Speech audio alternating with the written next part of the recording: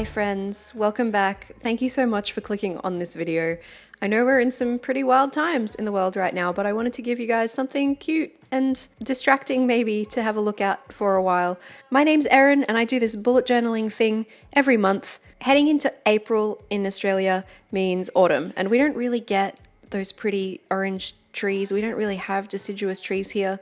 So I kind of live vicariously through like last autumn's Instagram photos for you guys on the other hemisphere of the planet, and through my bullet journal. My work has really dried up a lot, as I'm sure is the case for a lot of people around the world right now, so I'm putting in a little bit more effort than I usually would for my bullet journal cover page. The rest of the layout is still very minimal and very straightforward, so if you're not into a lot of detail, I'll actually put the time code down in the description to skip to when I'm doing the more practical stuff, but for now I'm going to put some more effort into my cover page than I normally would with watercolors.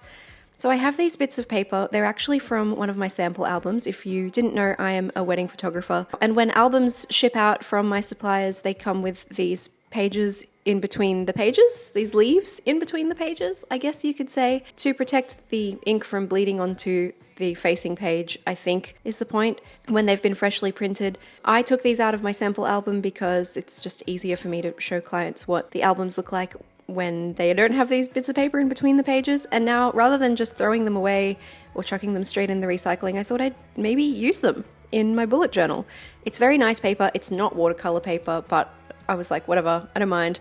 And I've just squeezed out some of these lovely autumnal colors from my little collection of watercolors and smushed them around on a page a bit randomly and left it to dry. And here we have what I'm going to be using along with some other cute origami paper, I think. I'm going to use these two to decorate my cover page and a couple of little accents throughout the rest of my April setup. April is here and the world is very different to what it was last April. I am changing up my bullet journal layout a lot from what I usually do. So I've gone ahead and sketched everything out in pencil first, as you'll see. But for this cover page, I really didn't know what I was going to do besides that I wanted to cover the ghosting from the page prior, so I did want to stick a lot of stuff down to deal with that. So I've got this cute, I always call them like grandma's wallpaper type papers. This one came from a Daiso set of origami paper that I found here in Brisbane. I like this one because it's quite thin, so it doesn't make the journal kind of buckle up and get thicker, but the watercolor paper kind of is a lot thicker than that too. So, you know, whatever. I'm just working with what I got here because, you know, social isolation, we're not going outside unless we have to. The paper from my sample albums just happens to be pretty much the same height as my page, which is handy. So I've just torn it into two bits and I'm using those to kind of edge the page to sit on each side. I like the negative space that it makes having the same kind of two torn bits. I've also got this gold washi tape. I'm not super in love with it, but I find that it actually does go with a lot of layouts, so I kind of end up using it more often than I would have thought that I would. I guess it's sort of bronzy. It's like a dark gold. Looking pretty good. We got some sunset colors, some autumn colors going on. I'm going to use another one of these pages to write my April because I think if I just went straight onto the paper, it would get a bit lost at this point. So I'm just getting in there with my black Faber-Castell Pitt Artist pen. I find it's the easiest for me to letter with because it's very, very soft. And I'm just going to pop my April down on the page here. I thought I might have to give it a couple of tries, but I was pretty happy with the first cab off the rank, so that's always good. Just going to cut that little heading out and then trim around it so that the paper follows the flow of the letters. And I'm going to stick that down. If you caught my March bullet journal setup video as well, you'll know I was really sad to be out of glue tape. I have glue tape again, guys, and I was able to go back through my March layout and fix all of the bits that were sticking up that I wasn't happy with because glue sticks are not as effective. There was one lovely person who reached out on Instagram and pointed out to me that my glue tape that I was using, the Bostik one, is actually refillable, and I hadn't realized that, and I'd already gone ahead and bought a new one, but thank you so much for letting me know. When I run out of these two, I will definitely be refilling my glue tapes from now on. You could absolutely leave this here, but I wanted to give it a little bit of something here, so I went in with a white gel pen and just added some autumn leaves over the top. I don't like drawing maple leaves. I find them really tricky and annoying, but I'd already kind of tried it out a couple of times, so I was like, well, I'm committed now. Got to keep the consistency of these pointy maple leaves around my layout. I didn't want any of these to overlap. I didn't plan a few of my spacings out as well as I probably could have, but that's okay. I just wanted a little bit of texture through this colored area. I don't enjoy the feeling of watercolor paper on the hand as you're writing on top of it, so I didn't want to put too much watercolor through the rest of this layout for April. Very much a first world problem, I know. So I'm only putting this much watercolor down on this first page, and then I don't have to worry about things going forward, I suppose. I've changed up my calendar layout on the facing page here. I usually have a layout that takes up much more of the page, but you know what? Your girl's a wedding photographer, and weddings are not happening right now, so I don't have a lot of events going on through April, which means I don't need as much space to write things down, so I have condensed my layout. These boxes are 4.5 spaces wide and 4 spaces tall. And because that only took up around about half of the page, I'm also going to add a quote along the top here. I just jumped online and I searched for resilience quotes, and this one stood out to me because obviously we're all going through some stuff right now, and resilience is going to be the thing that gets us through. So I picked this one. It says, "She stood in the storm, and when the wind did not blow her way, she adjusted her sails." It's Elizabeth Edwards. I don't know who Elizabeth Edwards is. Should we look her up? Maybe we should. I gave her a Google. Mary Elizabeth Anania? Oh, that's a good name. Mary Elizabeth Anania Edwards was an American attorney, best-selling author, and healthcare activist. Okay. Now that I'm thinking about it, it seems appropriate in the time of coronavirus to have a quote from a healthcare activist in my bullet journal, so that's a nice little bit of serendipity right there. I didn't know that until recording this voiceover. I didn't want to cause a whole lot of bleeding through the page, so I just went ahead and filled this in with my Sharpie pen and just a really thin line. Definitely not usually a girl who likes to put quotes in her bullet journal. It doesn't happen every month, that's for sure, but I do feel like this is a good time for it, and I was really enjoying some hand lettering. I definitely took a lot of time setting up my bullet journal for April because there's not anywhere else to be right now. I've definitely got a lot more time on my hands than usual lately, so I thought I'd take my time and do a few things that I wouldn't usually do in my bullet journal and see how I like them, I guess. Going to erase all of the pencil lines here. Just going to go ahead and erase all of my pencil lines through the page before we move on.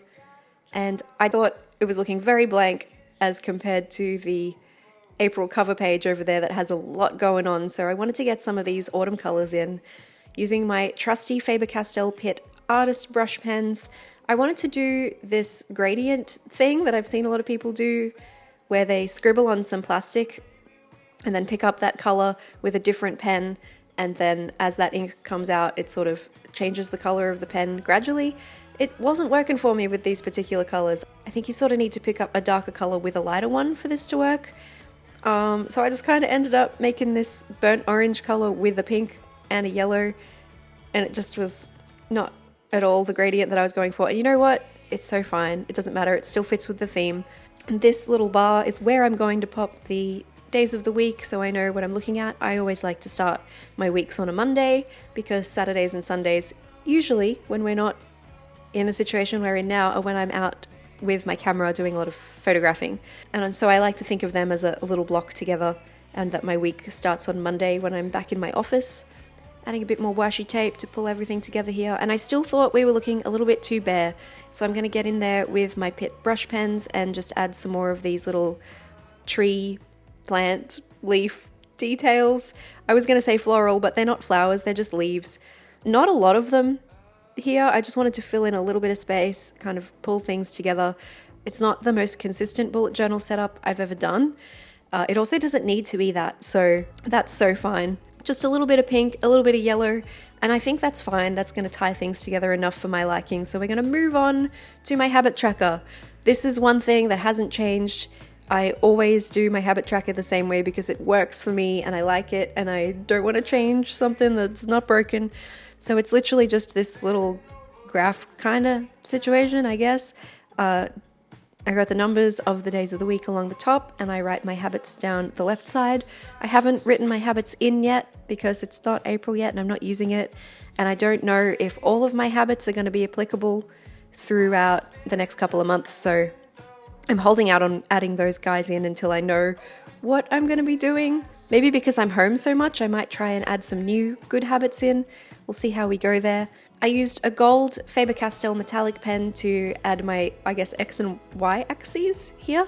And I'm going to use a little bit more of my watercolor paper, just cut off a chunk here at the top to be my heading, making sure that it's going to fit into the space I have at the top of the page. And I'm going to use my black brush pen again to add my habit tracker heading. I do like when you've got a separate bit of paper to add your heading onto because it really dictates how big your lettering can be. Sometimes if you're just going straight on the page, you under or overestimate how much space you've got, and that can be a little bit tricky sometimes. So this is a good way to do it if you're like, I've only got a finite amount of space to use. Write it on something else, stick it in. I wasn't sure if my pen would transfer, so I'm using the backside of my watercolor piece of paper over here to add my glue on so that I'm not accidentally pressing some black ink onto the facing page there. See, your girl has learned from some of her previous mistakes.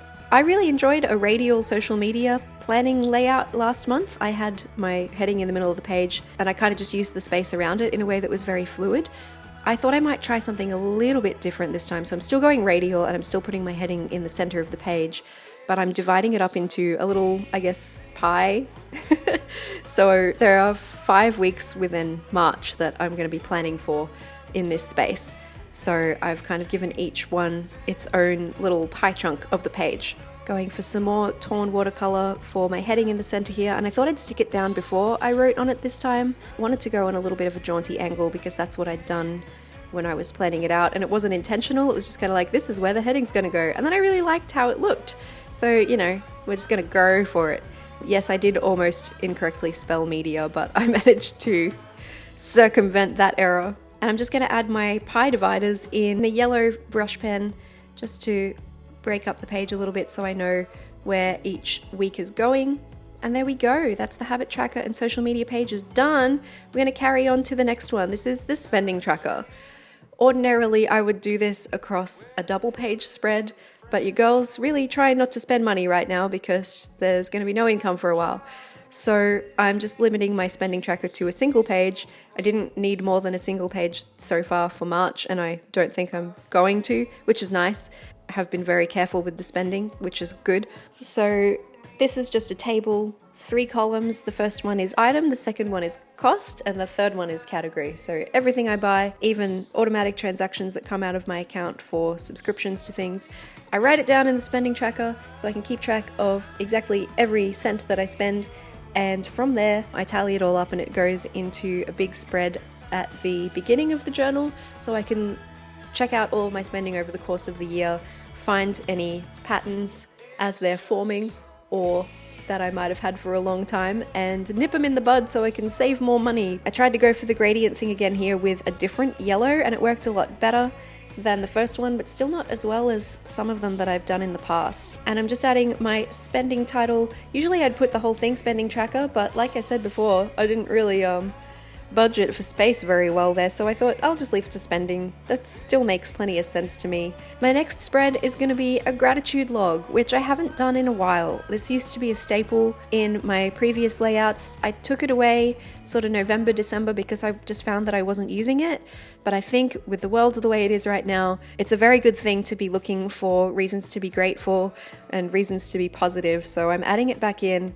I'm bringing color in just by highlighting every odd number throughout here so that it's a bit easier to see which day is which. Super duper simple spread. I'm adding a little bit of washi tape to bring that gold element back through here to try and keep things mildly consistent. And then I'm just going to tear off a bit of my floral paper here, and that's going to be my gratitude heading. Look how lazy I am, guys. I'm not even erasing the pencil before I stick over the top of it. I feel like some people would be really careful with that stuff, but I'm going to cover it, so whatever, you know. I'm gonna stick that down, and then I'm gonna use my black pen once again to add my gratitude heading. But look, I didn't plan my space well again. Oh no. So I'm gonna try and balance it out with a bit more of this washi tape. Just covering a bit more of the paper on the left side than on the right, so it kind of looks like I centered it better than I did. Yay for cheaty ways to cover your mistakes. We love a creative deception. Excellent. Now that those 2 pages are done, it's time to move on to weeklies. I'm very much revolutionizing the way I do my weeklies here because usually I would take a full spread for a single week But like I said before, there's not a lot going on right now. I don't have that many things on my to-do list and I don't have anywhere to go. I don't have any appointments or places to be. So rather than taking up more space than I need, I'm just going to go ahead and do a single page for a weekly layout. And that means I'm using half as much paper for my weeklies through April and potentially into the future, seeing how we go here. I have borrowed this weekly design from Sassy Pigeon HQ on Instagram. Very, very cool bullet journaling account you should absolutely check out. They did a very similar layout to this, which was really cute and I liked it a lot. So I've kind of adapted very, very closely that layout. The day of the week is written in the dividing line and the number of the day goes into the little scribbly, swirly spot on the side there. I went for something vaguely gradienty with the progression of the colors from the top to the bottom of the page.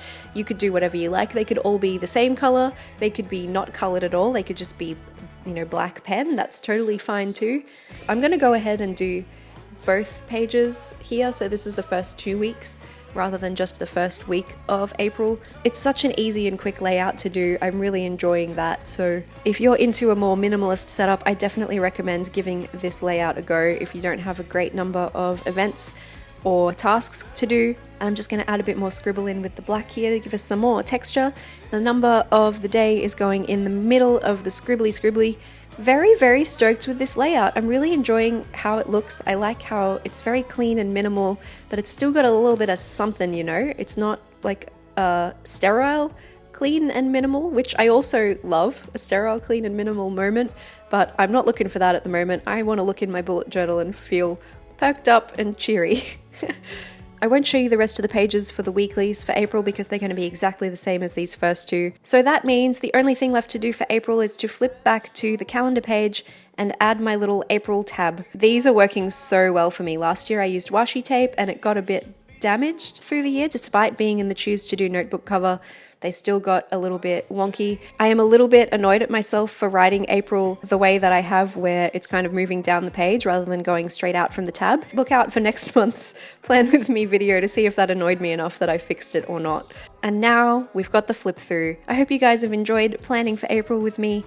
I really appreciate you being here. At the moment, YouTube is pretty much my only source of income and I don't earn a lot from it, so I really appreciate you watching this video. It's a big help to me in this crazy time. If there's any way that I can help you out by watching a video or liking a post or anything like that, please let me know in the comments down below. You can also find me on Instagram at Erins_journal and I'm on Twitter at Erin_the_light. So if you'd like to come and hang out anywhere else, that's where you can find me. Please take care of yourself through this crazy time and make sure that you're taking care of others as well by socially distancing. We're all in this together and we're going to get through it together too. Thank you so much for watching, guys. I'll catch you again another time. Bye!